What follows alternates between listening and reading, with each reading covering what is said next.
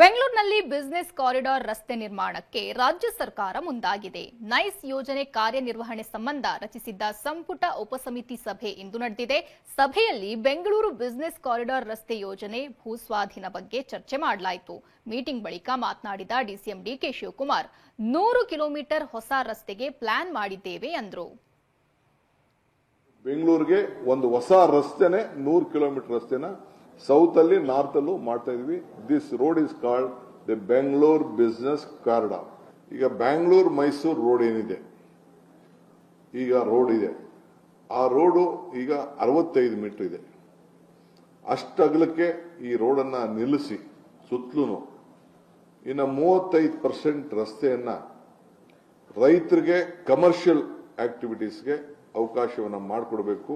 Compensation ಬದಲಾಗಿ ಒಂದು ರಸ್ತೆಗೆ 27,000 ಕೋಟಿ ರೂಪಾಯಿನ ನಾವು ಗವರ್ಮೆಂಟ್ ಗ್ಯಾರಂಟಿ ತೆಗೆದುಕೊಂಡು ಹುಟ್ಕೋಯಿಂದ ಸೆಂಟ್ರಲ್ ಗವರ್ಮೆಂಟ್ ಸಂಸ್ಥೆ ಏನಿದೆ ಅವರು ಮುಂದೆ ಬಂದಿದ್ದಾರೆ. ನಮಗೆ ಒಪ್ಪಿಗೆಯನ್ನು ಕೂಡ ಕೊಟ್ಟಿದ್ದಾರೆ. 27,000 crores ಲೋನ್ ಕೂಡ ಗ್ರಾಂಟ್ ಆಗಿದೆ. ಟೋಲ್ ಮಾಡಲೇಬೇಕು, ನಾನು ಹೇಳಲ್ಲ, ಅದೆಲ್ಲ ಅದು ಟೆಕ್ನಿಕಲ್ ಡೀಟೇಲ್ಸ್ ಎಲ್ಲ ಬೇರೆ ವಿಚಾರ. ಈಗ ಫಸ್ಟ್ ರೋಡ್ ಮಾಡೋಣ. Without toll you can't run.